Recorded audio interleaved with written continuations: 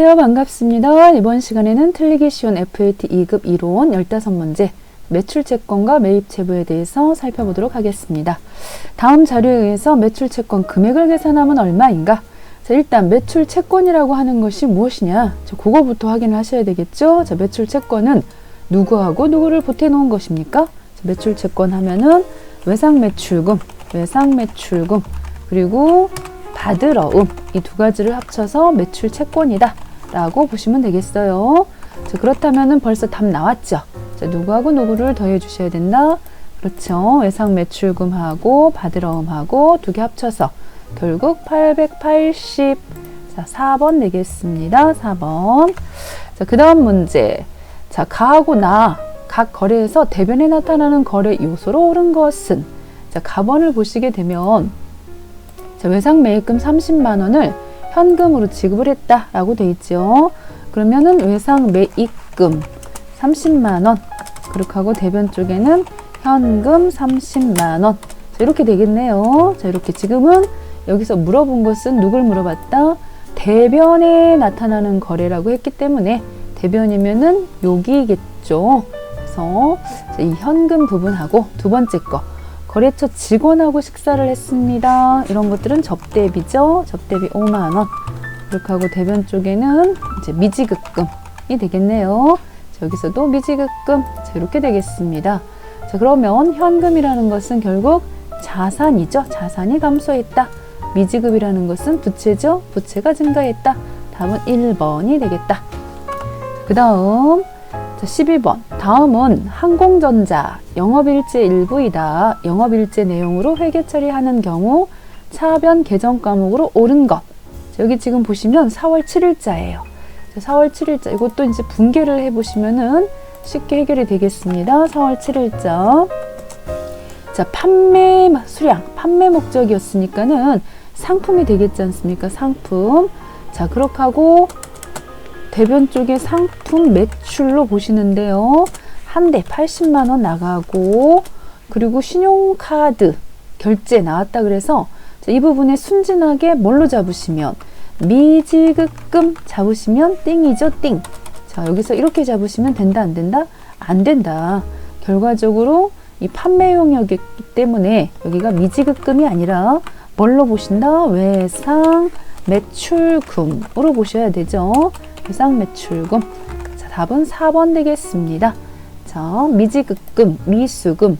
자, 이런 부분들 구분 잘 하셔야 되고, 지금은 판매하고서, 자, 카드 나왔을 때는 외상 매출금으로 잡으셔야지, 뭐 미수금 같은 거 잡으시면은 틀려요. 자, 답은 4번 되겠습니다. 자, 2번. 현재 3월 말 매출 채권 잔액을 구하는 문제예요. 자, 이 부분은 T계정으로 푸는 게 쉽죠. T계정. 자, 여러분들이 이렇게 T를 하나 그려가지고, 자, 이렇게 T를 그려가지고, 그 중에서도 매출채권. 자, 매출채권 하면은 자산이죠. 자산. 매출채권은 외상매출금하고 받으러움이니까요. 그렇기 때문에 이쪽 부분에, 자, 얘네들은 자산은 집이 어디다? 차변이죠. 차변에 기초를 남겨놓고, 대변 쪽에는 또 뭘 쓰신다? 기말. 자, 기말은 대변 쪽으로 놔두시는 거죠. 그렇게 하고서 이 부분에는 항상 발생된 금액, 발생 금액이 오는 거죠. 발생된 금액이. 그렇게 하고 대변 쪽에는 자, 뭐가 올 수 있다? 자, 회수된 거. 외상매출금이나 받으러온 회수된 금액은 이렇게 대변에 온다는 거죠. 자, 그렇다면은 각각 금액을 집어넣어 보겠습니다. 자, 기초 100만 원. 자, 100만 원이고요. 자, 이 부분이 되겠고, 그 다음에 상품 200만 원 외상으로 매출했습니다. 자, 매출한 부분은 발생 금액이 되겠습니다. 발생 금액 쓰시고, 자, 그 다음에 50만 원이 현금으로 회수가 됐군요. 그럼 회수 금액은 자, 이 부분에다가 자, 50만 원. 자, 이렇게 쓰시면 되겠죠. 50만 원 쓰시고, 결과적으로 또 여기 지금 보시면 외상매출금 100만 원 어음으로 또 회수가 됐어요. 자, 그렇게 되면은 이 부분이 문제가 되겠네요. 자, 3월 29일자가 어떻게 되는 거냐면 자, 외상매출금이라고 하는 자산이 회수가 됨으로써 대변 쪽으로 감소가 됐습니다. 그런데 차변 쪽에 오시는 거가 뭐가 왔다. 결과적으로 바드러움이 오는 거예요. 자, 이럴 때는 결과적으로 저 같았으면은 아마 자, 여기다가 자, 바드러움 100만 원, 이쪽 예상 매출금 100만 원 안 썼을 거예요. 왜냐면 어차피 100만 원, 100만 원 차변 대변 금액 똑같기 때문에 안 쓰고 바로 차변의 합이 300, 여기가 50이니까 답은 250, 3번 이렇게 썼겠지만 혹시라도 이 부분을 자, 정상적으로 다 처리한다 그러면은 여기다가 발생 금액 그 바드러움 100만 원 추가해 주셔야 되겠고요. 이렇게 100만 원 추가하셔야 되겠고, 발생이 있었으니까. 그리고 100만 원 회수된 거 있었지요. 그리고 여기다가 또 100만 원 예상 매출금. 자, 이것도 찍으셨어야 되겠죠. 이렇게. 이것도 이렇게 찍으셨어야 되겠죠. 그리고 여기 합계가 400. 자, 이 부분 합계가 400이 되겠고. 자, 차변의 합은 얼마다? 400. 그렇게 하고 대변의 합도 항상 정확히 일치해야 되기 때문에 이 부분도 400이 되겠죠. 400이. 자, 그리고 150 빼니까요. 여기가 250 나왔습니다. 그래서 결과적으로 자, 이 부분 250이다 라고 쓰실 수 있겠죠. 여기다가 250. 자, 이렇게 하셔도 좋고요. 이 100만원, 100만원 어차피 퉁치고 자, 문제 풀 때는 속성으로 250 바로 체크하셔서 푸셔도 되는 문제가 되겠습니다. 자, 그 다음 문제 들어가겠습니다. 그 다음 문제. 자, 11번. 자, 영업용 트럭을 어음을 발행하여 외상으로 구입을 했습니다. 자, 이 부분은 굉장히 많이 틀리는 부분이죠. 분개를 해보시면 트럭을 구입했기 때문에 차변에 차량 운반구라고 하셔야 되겠어요. 차량 운반구. 그리고 순진하게 외상 나왔다 그래서 외상 매입금 이렇게 쓰시면 100% 틀리죠. 자, 여기서는 함정입니다. 이 외상이라고 하는 부분이 함정이기 때문에 여기를 자, 순진하게 외상 이렇게 쓰시면 안 되고 자, 외상이 아니고 미지급금 처리하셔야 돼요. 상거래가 아니었을 때는. 자, 4번 되겠습니다. 자, 부채에 대한 설명으로 옳지 않은 것. 지금 보시면 부채는 1년을 기준으로 유동부채, 비유동부채 이렇게 나눠진다고 볼 수가 있겠죠. 그 중에서도 보고기간 종료일로부터 만기가 1년 이내. 벌써 틀렸네요. 자, 어디가 틀렸다? 1년 이내가 아니고 이후지요. 지금 사채 같은 경우는 비유동부채. 이거는 맞아요. 근데 여기가 틀렸습니다. 여기가. 그래서 비유동부채. 자, 이 부분 2번이 틀렸다.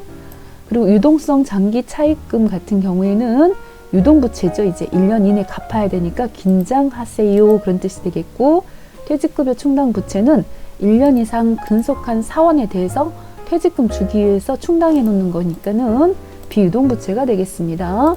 참고로 비유동부채 4가지 하라 그러면 사, 장, 퇴, 임 이렇게 가시면 되겠어요. 사는 사채, 비유동부채, 장기차입금, 퇴직급여 충당부채, 그리고 여기는 임대보증금까지 해서 사장퇴임 4가지가 되겠습니다. 자, 그 다음에는 다음에서 제시한 거래 요소의 결합관계를 보시는 문제예요. 우리 결합관계 하면은 크게 3가지가 있었었죠. 3가지. 자, 무슨 거래가 있었다? 일단 첫 번째가 교환거래, 두 번째가 손익거래, 세 번째가 혼합거래. 이 세 가지 중에서 교환거래 같은 경우는 누가만 등장을 합니까? 여기는 결국 자산, 부채, 자본 이렇게 3가지만 온다는 것이죠. 누가 등장하지 않는다? 수익과 비용이 등장하지 않습니다. 자, 그 다음에 여기 손익거래 같은 경우는 누구와 누구? 수익과 비용이 자 나온다는 거죠. 수익과 비용으로 이루어지는 거래가 되겠습니다. 혼합거래 같은 경우에는 뭐하고 뭐가 섞이는 것입니까? 이 교환거래와 손익거래가 서로 혼합이 되는 거죠. 혼합이. 자, 한 예를 들어볼까요? 자, 지금처럼 정기예금을 만기현금으로 인출하다. 자, 이런 부분들은 정기예금, 만기현금으로 인출했다. 분개해볼까요? 자, 요거는 현금이 차변에 들어왔고 정기예금이라고 하는 거 거기 만기가 됐기 때문에 나갔어요. 자, 이런 거래는 무슨 거래? 교환거래라고 보실 수 있겠습니다. 자, 은행 차입금 현금 상환한 것도 마찬가지겠죠. 차변에 자, 은행 차입금 들어오고 대변에 현금 나갔으니까요. 자, 상품을 외상으로 매입하다. 자, 이 부분도 자, 마찬가지겠습니다. 자, 여기서 원하는 것은 결과적으로 답만 구한다 그러면 몇 번이 답이에요? 2번이 되겠죠. 왜? 은행 차입금 있죠. 차입금은 뭐니까? 부채. 그리고 현금, 자산이 감소했으니까 답은 2번이 되겠습니다. 2번. 자, 2번 문제가 되겠습니다. 자, 그리고 지금 한 김에 자, 혼합거래에 대한 거 예를 하나 해볼까요? 혼합거래 예는 자, 혼합거래. 차변에 현금, 대변에 뭐 대여금 같은 거 그거 돌려받았을 때 이자, 수익까지 같이 해서 이자까지 받았다. 이런 한쪽 변에 뭣도 오고 뭣도 왔어요. 이렇게 교환. 이 부분이 교환이 되는 것이고 이 부분이 뭐가 되는 것이고 손익이 되는 것이고 이렇게 손익이 되는 것이고 한 변에 이 두 개 같이 섞여 있으면 그걸 뭐라고 볼 수 있다? 혼합거래로 볼 수 있다는 거예요. 자, 이 부분 기억을 해주셨으면 좋겠습니다. 자, 그 다음 자, 10번 다음 거래에서 매입 채무. 자, 매입 채무는 누구하고 누구를 합쳐 놓은 것입니까? 외상 매입금 하고요. 그 다음에 또 지급어음하고 이 두 가지를 섞어 놓은 것이죠. 자, 사무실 비품 30만원 구입하고 외상. 이거 속으시면 안 되겠죠. 여기서 판매용이 아닌 상거래가 아닌 비품 구입하고 외상 나왔기 때문에 이거는 넣으시면 안 되죠. 자, 뭐처럼 이렇게 판매하고 1개월 후에 받습니다. 이거 나왔을 때 이게 바로 외상 매출금이 되는 것이고요. 이건 외상 매출금. 지금은 매입 채무를 물어봤기 때문에 결과적으로 해당되는 것은 자, 요거겠네. 요거. 자, 50만 원 이 부분. 왜냐면 상품을 구입하고 즉 상거래죠. 상거래 구입하고 어음을 발행했다. 즉 지급어음이니까요. 여기 지급어음하고 관련된 거 찾으셔야 돼서 답은 2번이 되겠습니다. 자, 2번. 다음은 강서의 외상매입금을 지급하기 위해서 종로에서 받아 보유하고 있던 받으러움을 배서하여 양도를 했습니다. 자, 여기도 외상매입금을 지급하기 위해서 그랬기 때문에 외상매입금이라는 부채죠. 부채가 차변으로 그리고 받을 어음을 배설을 했으니까요. 그런데 여기서 이제 거래처가 서로 달라요. 항공은 강서의 외상매입금을 갚기 위해서 종로라고 하는 종로 거 받을 어음을 배서 양도했습니다.